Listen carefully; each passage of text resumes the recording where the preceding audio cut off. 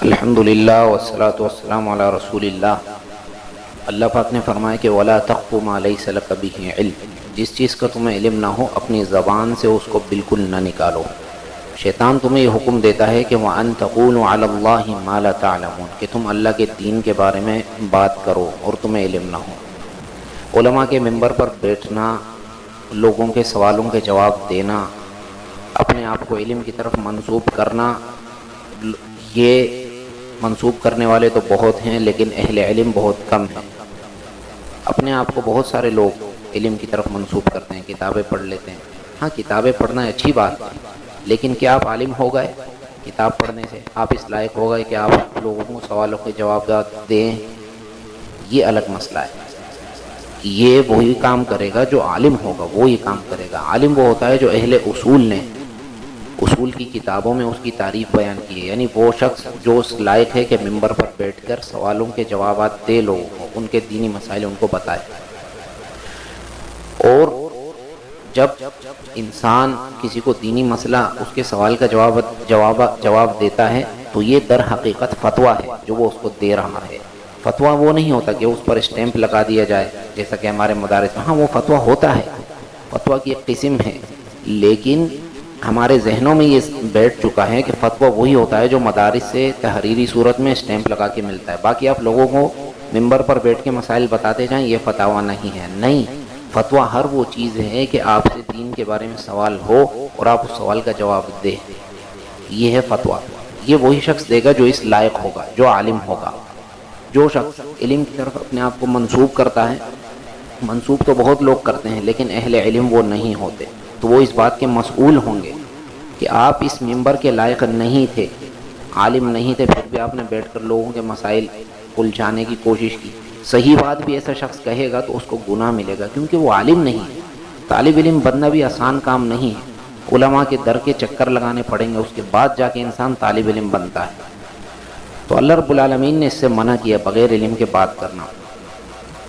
کئی دنوں سے کئی سوال آ رہے تھے ابن عربی کے بارے میں کہ یہ اس کا کیا حکم ہے، یہ کون ہے، اس کا عقیدہ کیا ہے، کیونکہ وہ ایک ویڈیو ابھی چلی ہے ان قریب، شاید وہ پرانی ویڈیو ہے، لیکن وہ اس کا وہ کلپ ابھی شائع کیا گیا ہے کہ وہ ان میں ایک شخص ہے کہ جن کے کافی فالوورز ہیں پاکستان میں، اور وہ علم کی طرف منسوب ہوتے ہیں وہ بھی، جس میں انہوں نے یہ کہا ہے کہ وہ ابن عربی کے بارے میں ایک ابن تیمیہ ہے، اس طرح انہوں نے کہا کہ وہ ملحد زندیق کہتے ہیں، اور ایک جو ہے وہ صوفیہ حضرات ان کو شیخ اکبر کہتے ہیں، اور اہل حدیث ان کے فالوورز ہیں ابن تیمیہ کے، تو یہ بھی ان کو ملحد زندیق کہتے ہیں۔ یعنی اس سوال میں انہوں نے یہ تاثر دیا ہے کہ ابن عربی کو ملحد زندیق کہنے والا یہ صرف ابن تیمیہ ہے، اور پھر انہوں نے وجہ بھی نہیں بتائی کہ کیوں انہوں نے جو ہے وہ ملحد زندیق کہا ہے۔ کسی کو کافر کہنا یہ آسان کام تھوڑی ہے۔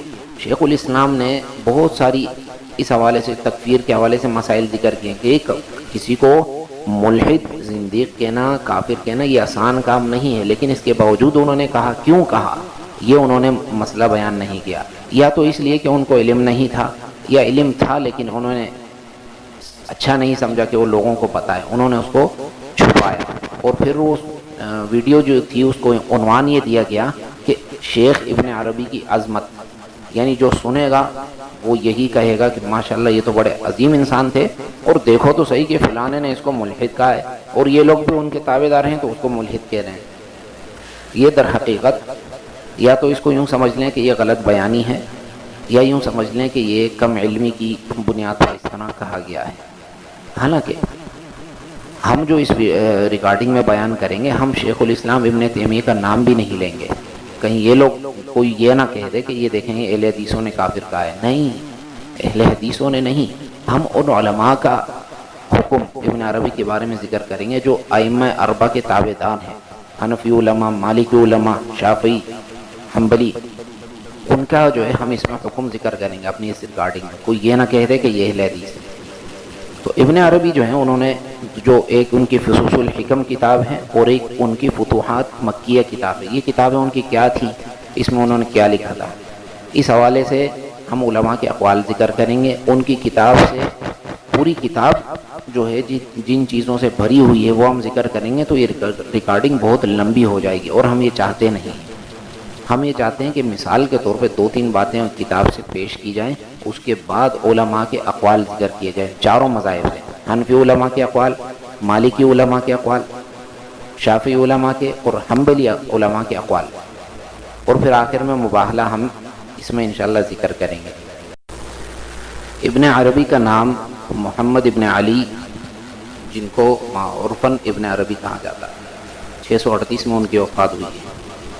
ان کے بارے میں ایک مالکی مذہب کے جلیل القدر امام، فقیہ، علوم حدیث کے امام، مؤرخ امام تقی الدین الفاسی، جو کہ 832 میں جن کی وفات ہوئی ہے، انہوں نے ایک کتاب لکھی ہے جزء فی عقیدت ابن عربی وحیاتہ وما قالہ المؤرخون فیہ۔ یہ کتاب ہے ان کا، یہ کتاب کا نام ہے، اور یہ کتاب جو ہے مطبوع ہے۔ اور ایک کتاب ابن عربی کی تکفیر میں لکھی ہے امام مفسر محدث مؤرخ برہان الدین البقاعی الشافعی، جو کہ شافعیوں کے جلیل القدر امام ہیں، 885 میں جن کی وفات ہوئی، اور یہ امام ابن حجر کے شاگرد ہیں۔ امام ابن حجر جو کہ صحیح بخاری کے شارح ہیں، پوری دنیا میں ان کی کتاب مشہور ہے، اور ان کی کتاب کا نام ہے امام البقاعی کی کتاب کا نام تنبیہ الغبی فی تکفیر ابن عربی۔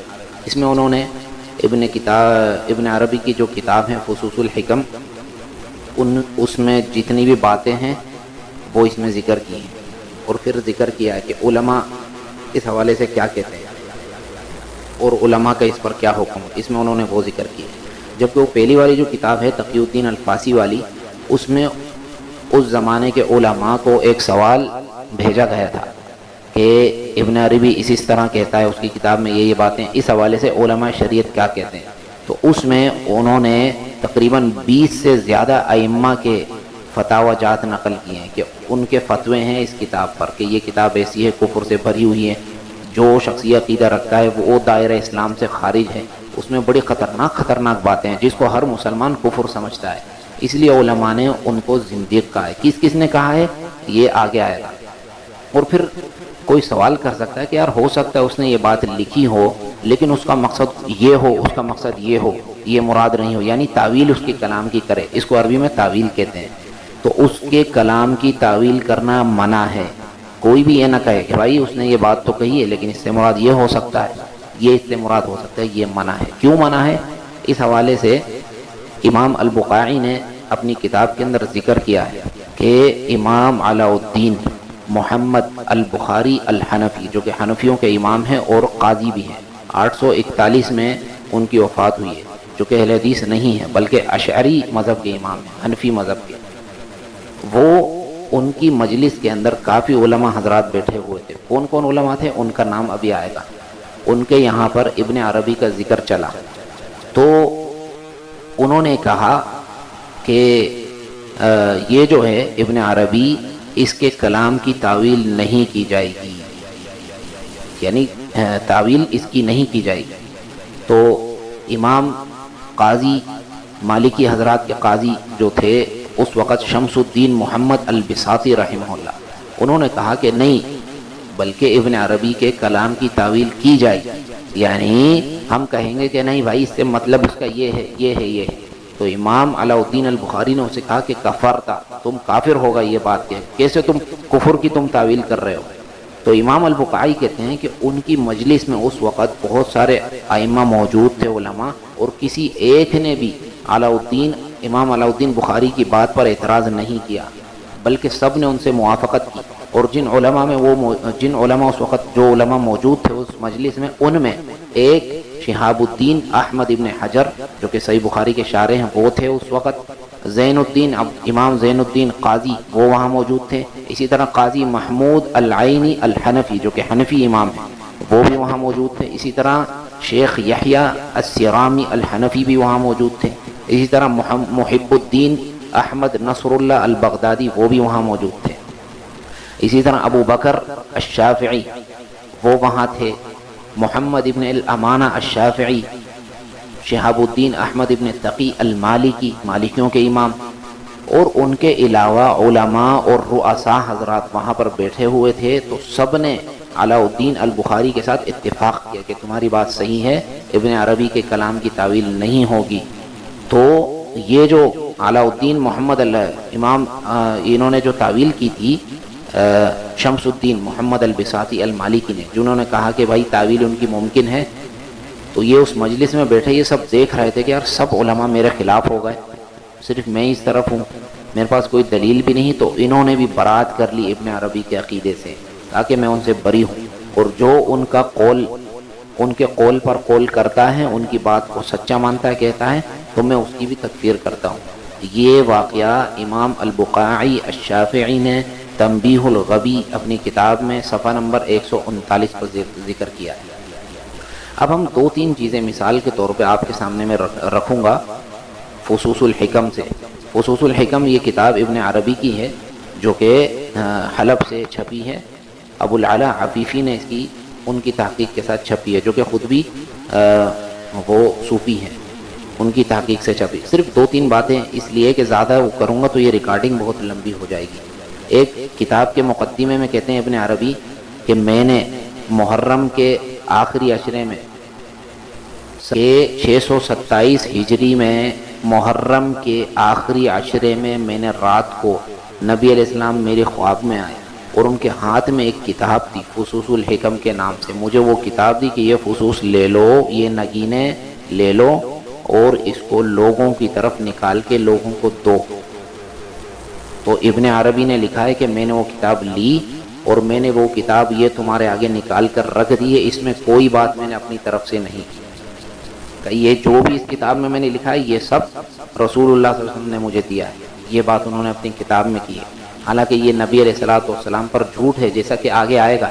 تمام ائمہ نے ان کی تکذیب کی ہے کہ یہ نبی علیہ السلام پہ جھوٹ بول رہے ہیں۔ کیسے نبی علیہ السلام ظاہری طور پر تو قرآن و حدیث میں ایک حکم دیں اور اس کتاب میں وہ نبی علیہ السلام دوسرا حکم دے رہے ہیں، کیسے ہو سکتا ہے یہ؟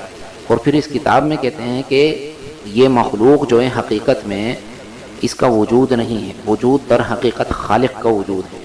خالق یہ مخلوق جو ہے یہ خالق کا ایک سایہ ہے زمین کے اندر، سایہ سمجھ لو اس کو۔ اب درخت جب ہلتا ہے تو درخت کا سایہ بھی ہلتا ہے، درخت تو سائے کا کوئی گناہ نہیں ہوتا۔ مخلوق اگر زنا بھی کرتی ہے تو مخلوق کا گناہ نہیں ہوتا، کیوں؟ کیونکہ وہ خالق کا سایہ ہے۔ یہ قول بہت گندا قول ہے، یہ تو نصارہ بھی یہ کلام نہیں کہا کرتے تھے، جیسا کہ علماء نے آگے بیان کیا، آگے انشاءاللہ آئے گا۔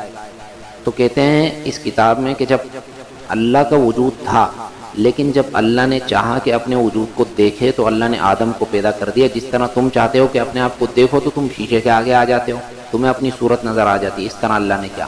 اور دوسری جگہ کہتے ہیں، تیسری مثال، کہ اللہ رب العالمین نے فرعون جو تھا وہ بڑا نیک انسان تھا، وہ در حقیقت وہ اللہ کا وجود تھا، اور فرعون جب مرا تو بالکل مومن پاک صاف اس کی موت واقع ہوئی تھی۔ اللہ نے دنیا میں بھی اس کو بچا لیا اور آخرت میں بھی جو ہے وہ مزوں کے اندر مزے کی زندگی گزار رہا ہے۔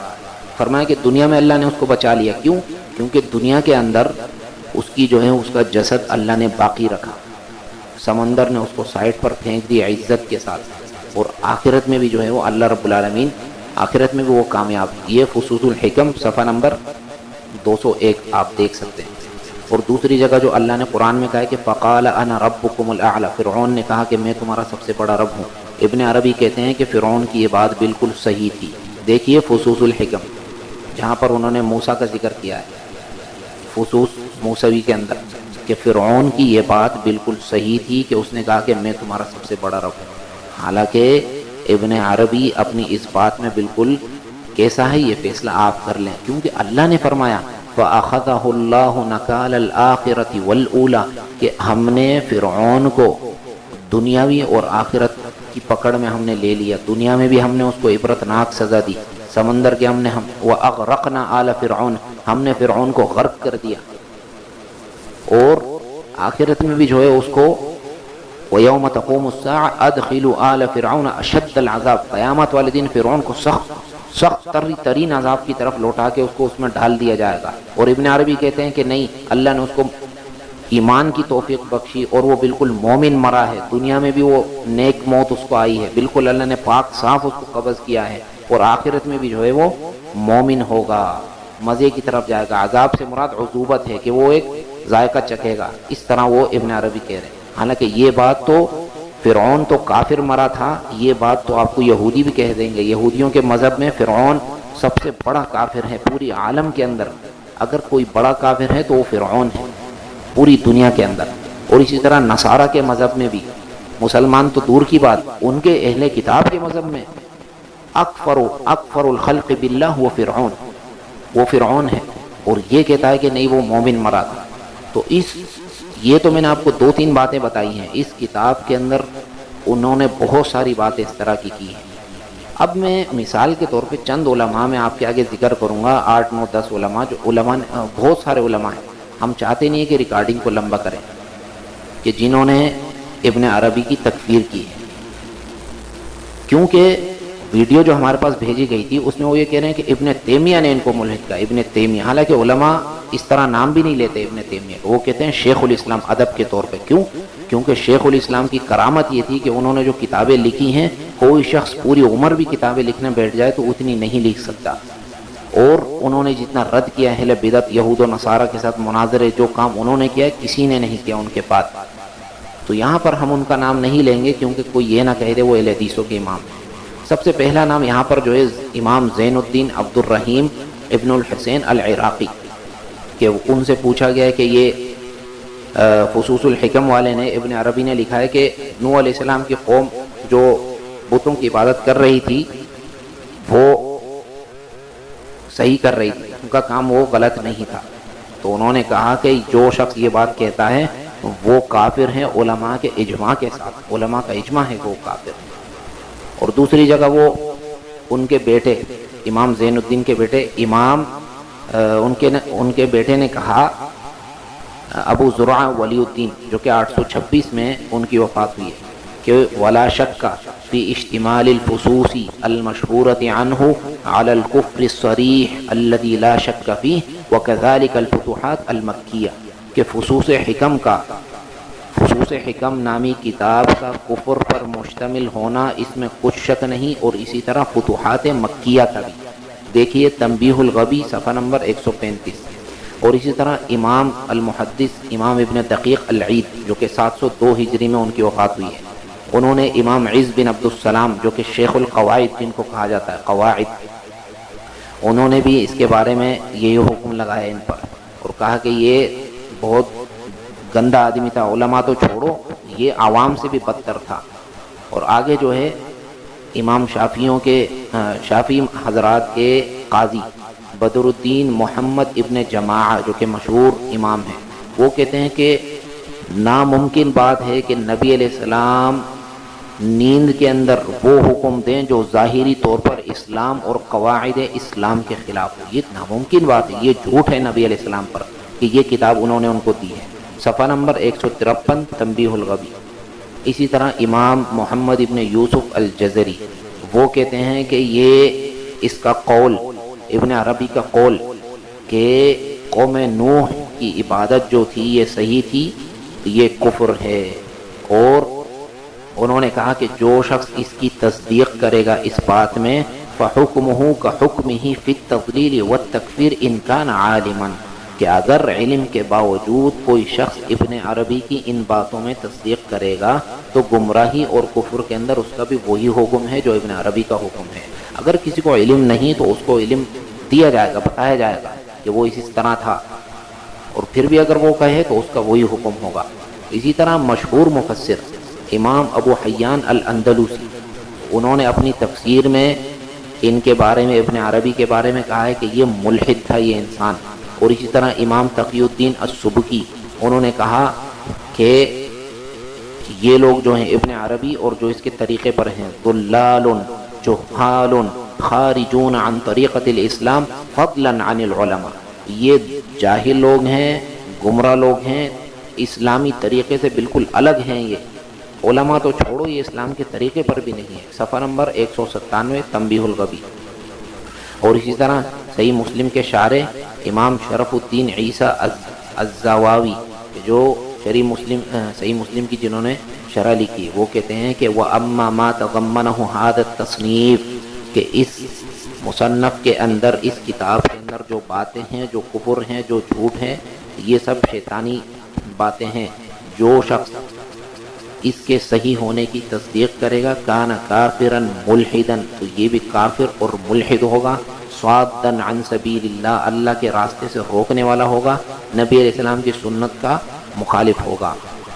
اور اسی طرح ان علماء میں انہوں نے ذکر کیا ہے نور الدین علی بن یعقوب البکری الشافعی، انہوں نے بھی یہی بات کی ہے. اور اسی طرح نجم الدین محمد ابن عقیل البالسی، انہوں نے بھی ان کے بارے میں یہ حکم لگایا. اور اسی طرح جمال الدین عبداللہ ابن یوسف ابن ہشام، انہوں نے بھی، ابن ہشام یہ معروف لغوی ہیں جنہوں نے لغت کے اندر کتاب لکھی، کہتے ہیں کہ یہ فصوص الحکم نہیں بلکہ یہ فصوص الظلم ہے، یہ اندھیرے کے نگینے ہیں، اور یہ حکمتوں کا بالکل الٹ تقاضا ہے اس کتاب کے اندر. اس کتاب کے اندر حکمتیں نہیں ہیں بلکہ حکمت کے الٹ اس کے اندر چیزیں ہیں.